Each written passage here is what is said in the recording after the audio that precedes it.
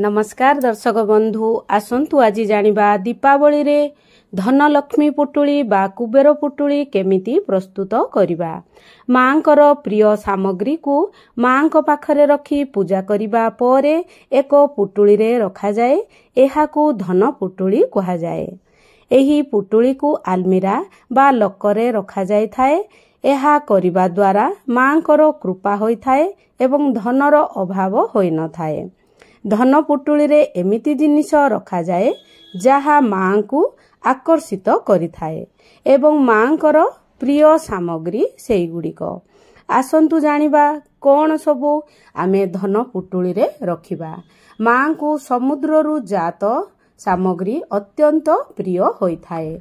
मां जेहेतु समुद्र मंथनरु प्रकट होइथिले।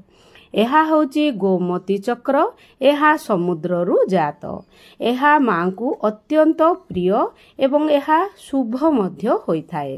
एवं कौड़ी मां को अत्यंत प्रिय। एहा मध्य समुद्ररु जात। हळदिया कौड़ी मांकर प्रिय कौड़ी एवं हळदिया कौड़ी नै जिबा।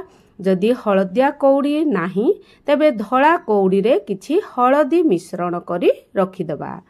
तापरे आमे हळदी नहीं जिबा। हळदी मांकर अत्यंत प्रिय शुभ कार्य रे व्यवहार होई थाए एवं जेमिति पोको लागि नथिबो देखिबे। एवं अळैच मध्य मांकर अत्यंत प्रिय। एहा होची राजा कौड़ी। एहा नेई पारिबे न मिलिले मध्य चलिबो। एवं एहा होची रूपा कॉइन। मां लक्ष्मी एवं गणेशंकर एहा धनतेरस रे किनिबा अत्यंत शुभ होई थाए। एवं एहा जदि नाही आमे गोटिए टंका किया कॉइन मध्य रखि पारिबा। एहा रूपार कॉइन रखिले चलिबो किंबा टंकी किया कॉइन आमे रखिले मध्य हबो। एवं एहा होची लवंग। फूल थिबा लवंग रखिबे एवं अक्षत किछि रखिबे। अक्षत अखंड खंड होई नथिबो सेही अक्षत रखिबे किछि हळदी पकाई। मां होचंती स्वयं अन्नपूर्णा। एहा मां को प्रतीक। एवं धनिया बिना पुटुली पूर्ण होई न थाए। तेणु स्वर्ण सहित समान करा जायछि धनिया को। धनिया जेमिति हेले धनतेरस रे किना जाय मां को पाखरे पूजा करा जाय थाए। एहा होची गुआ। गुआ गोटिए नहीं जिबे। गुआ अत्यंत शुभ होई थाए एवं कमल गड्डा मंजी। एही मंजी मांकर प्रिय मंजी। एहा पद्म फूलर मंजी को कहा जाए। एवं हळदी सबु बेले पोको लागि नथिबो सुखी नथिबो भल हळदी सबु बेले पूजा रे व्यवहार करिवे। एवं आमे 2-3टी किंबा 5टी किंबा गोटिए लेखाएं एई सामग्री आमे पूजा करि परिबा। श्रीयंत्र एहा बाध्य नुहे। जदि अछि ताहाले मां को स्वरूप रे रखि परिबे। एवं प्रथमे एई सामग्री गुडी को आमे पूजा करि दबा। पुष्प गंगा जल पंचामृत सिंचन करिदबा एवं एहा सबु मां को स्वरूप धूप दीप अर्पण करिबा। एवं दीपावली दिन मां को पाखरे रखी पूजा करा जाय थाए। एवं अपवित्र पवित्र हो एपरि कही प्रथमे सामग्री को शुद्धि करिदबा एवं चंदन सिंदूर अक्षत आमे अर्पण करिबा।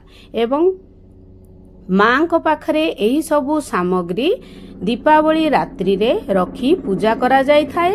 एवं मंत्र जप करिबा द्वारा एही सबु सामग्री सिद्धि होई थाए। अभिमंत्रित करिबा को पड़ी थाए मंत्र माध्यम रे। मंत्र आमे सहज मंत्र ओम श्री श्री महालक्ष्मी नमः एही मंत्र 11 थर किंबा 108 थर जप करि परिबा किंबा ओम कुबेराय नमः एही मंत्र 11 थर आमे जप करिबा द्वारा आमर समस्त सामग्री सिद्धि होई थाए।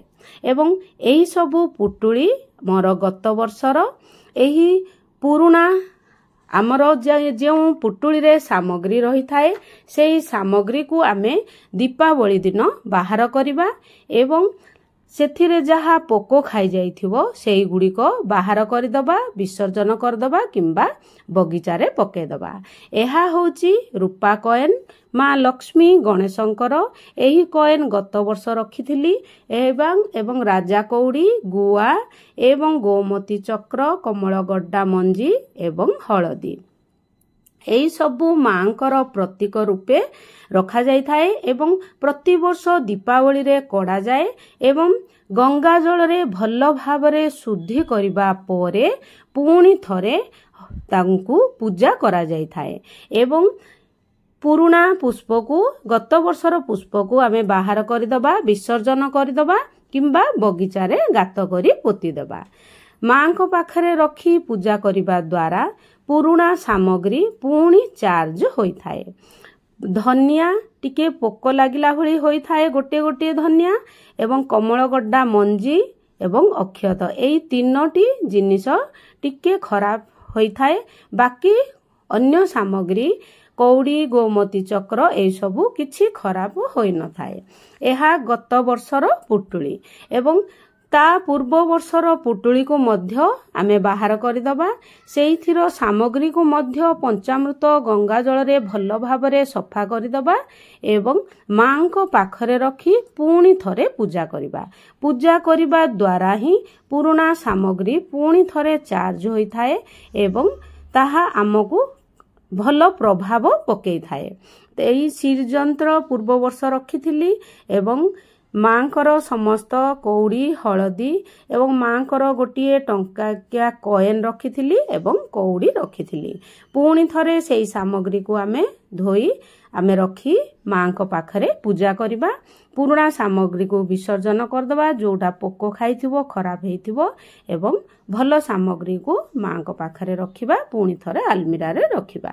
ଏବଂ ଆମ ପାଖରେ ଯଦି ପୁଟୁଳି ନାହିଁ, ଆମେ ଏକ ଲାଲ ବସ୍ତ୍ର ନେଇଯିବା କିମ୍ବା ହଳଦିଆ ବସ୍ତ୍ର ନେଇଯିବା। ଏହି ପୁଟୁଳିରେ ଆମେ ସମସ୍ତ ସାମଗ୍ରୀକୁ ବାହାର କରିଦେବା ଗୋଟିଏ ଗୋଟିଏ କରି ଏବଂ ଗୋଟିଏ ରକ୍ଷା ସୂତ୍ର ସାହାଯ୍ୟରେ ତାକୁ ଭଲ ଭାବରେ ବାନ୍ଧିଦେବା ଏବଂ ମାଙ୍କ ପାଖରେ ରଖି ପୂଜା କରିବା। କେବଳ ସାମଗ୍ରୀ ରଖିଦେଲେ ଆମର ଧନ ବଢ଼ି ନଥାଏ, ଆମକୁ ସେମିତି କର୍ମ ମଧ୍ୟ କରିବାକୁ ପଡ଼ିବ ଏବଂ ତା ସହିତ ଆମକୁ ପୂଜା ମଧ୍ୟ କିଛି କରିବାକୁ ପଡ଼ିବ। ସମସ୍ତ ସାମଗ୍ରୀକୁ ମାଙ୍କ ପାଖରେ ରଖିବା ପରେ ଆମକୁ କିଛି ମାଙ୍କର ମନ୍ତ୍ର ଗାଇବାକୁ ପଡ଼ିବ। 11 ଥର, 21 ଥର କିମ୍ବା 108 ଥର ଗାଇବା ଦ୍ୱାରା ହିଁ ସେହି ସମସ୍ତ ସାମଗ୍ରୀ ସିଦ୍ଧି ହୋଇଥାଏ, ଅଭିମନ୍ତ୍ରିତ ହୋଇଥାଏ। ତାହା ହେଲେ ଯାଇକି ସେହି ସାମଗ୍ରୀ ଆମକୁ ଶୁଭ ଫଳ ପ୍ରଦାନ କରିଥାଏ। ଏହି ସାମଗ୍ରୀକୁ ଆମେ ଯଦି ଦୀପାବଳି ରାତିରେ 12ଟାରୁ 3ଟା ଭିତରେ କୁ ସୁଖ ରାତ୍ରି କୁହାଯାଏ, ଏହି ସମୟରେ ଯଦି ଆମେ ମାଙ୍କ ପାଖରେ ରଖି ଆମେ ଜପ କରିବା ମାଙ୍କର ମନ୍ତ୍ରରେ, ତେବେ ଏହା ଜଲ୍ଦି ଫଳପ୍ରଦ ହୋଇଥାଏ ଏବଂ ଧନର ବର୍ଷା କରିଥାଏ ଏବଂ କୁବେର ପୁଟୁଳି ବୋଲି କୁହାଯାଇଥାଏ। କୁବେରଙ୍କ ମନ୍ତ୍ର ମଧ୍ୟ ଆମେ ଗାଇବା। ଯଦି ଆମକୁ ମନ୍ତ୍ର କିଛି ଆସୁନି, ଆମେ କହିବା, ହେ ଧନର ଅଧିପତି କୁବେର ଦେବ, ମୁଁ ଆପଣଙ୍କୁ ପ୍ରଣାମ କରୁଛି, ଆପଣଙ୍କର କୃପା ଆମ ଉପରେ ରହୁ ଏବଂ ଆମର ଧନ ଧାନ୍ୟରେ ଆମର ଘର ପରିପୂର୍ଣ୍ଣ ହଉ। ଏଇଭଳି କହି ଆମେ ଏହି ପୁଟୁଳିକୁ ରାତିରେ ବାନ୍ଧିଦେବା ଏବଂ ଦୀପାବଳି ବାସି ଦିନ ଆମେ ଆଲମିରାରେ ରଖିବା ଏବଂ ମାଙ୍କୁ ପଦ୍ମଫୁଲ ଯେମିତି ହେଲେ ଦୀପାବଳିରେ ଅର୍ପଣ କରାଯାଇଥାଏ ଏବଂ ସେହି ପଦ୍ମଫୁଲକୁ ମଧ୍ୟ ଏହି ପୁଟୁଳିରେ ରଖିବା ଦ୍ୱାରା ମାଙ୍କର କୃପା ବର୍ଷିଥାଏ। ଏହିଭଳି ମାଙ୍କ ପ୍ରିୟ ସାମଗ୍ରୀକୁ ମାଙ୍କ ପାଖରେ ରଖି ମାଙ୍କର କୃପା ଲାଭ କରିପାରିବା। ଯଦି ମୋର ଭିଡ଼ିଓଟି ଭଲ ଲାଗିଥାଏ ତାହେଲେ ନିଶ୍ଚୟ ଲାଇକ୍, ସେୟାର ଏବଂ ସବସ୍କ୍ରାଇବ୍ କରିଦେବେ। ରହିଲି। ଓମ୍ ନମୋ ନାରାୟଣ।